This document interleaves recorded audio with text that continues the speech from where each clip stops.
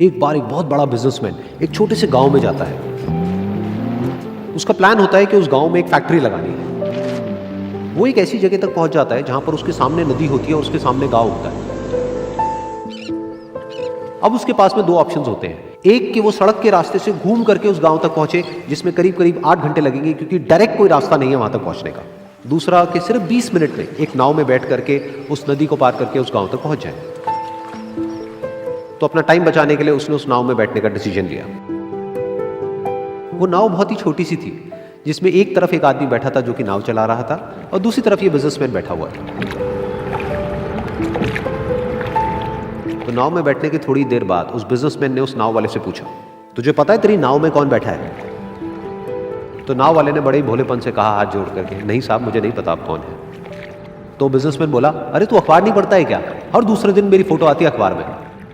तो नाव वाला बोला, अरे साहब मुझे कहाँ पढ़ना लिखना आता है, मैं बहुत छोटा सा था जब मेरे पिताजी गुजर गए थे, तो अपने परिवार का ध्यान रखने के लिए मैं बचपन से ही काम में लग गया और तभी मेरा स्कूल छूट गया। ये सुन करके उस बिजनेसमैन ने उसका मजाक उड़ाते हुए उसको कहा, तुझे पढ़ना लिखना तक नहीं आता है, ऐसी जिंदगी का क्या फायदा? ये सुन करके उस नाव वाले को बुरा तो लगा, लेकिन उसने कुछ नहीं कहा।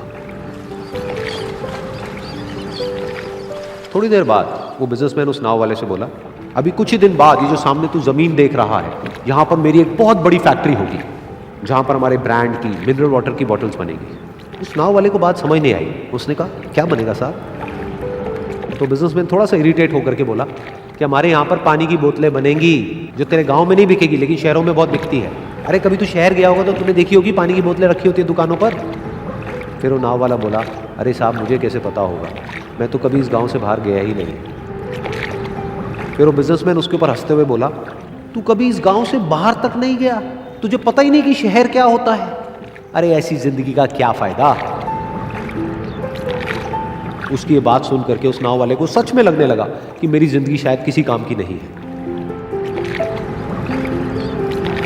अपनी इस सोच की वजह से उसका नाव से ध्यान हटा और तभी नाव की टक्कर हो गई एक बड़े से पत्थर से, जिसकी वजह से नाव में पानी भरने लगा और नाव डूबने लगी।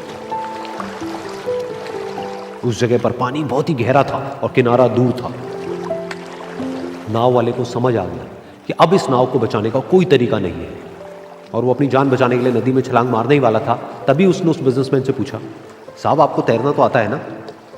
तो बिजनेसमैन घबरा करके बोला, ऐसा क्यों पूछ रहे हो, मुझे तैरना नहीं आता है।